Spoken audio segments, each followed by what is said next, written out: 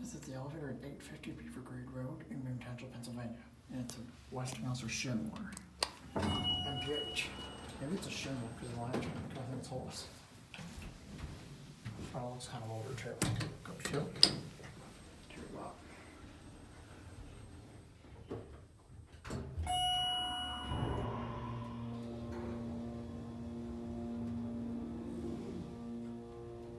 Here too.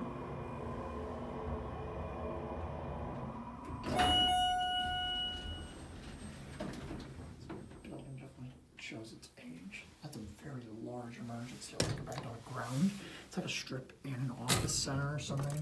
Like a small building where you expect to have an elevator. You kind of see the machine room. There's no phone. It's a basic pinkish cab. I don't know if this is a Westinghouse or a Schindler. It probably looks kind of older though, so it might be a Westinghouse. The lantern looks more like Schindler, but I might just because it's a thicker hose panel. Back on.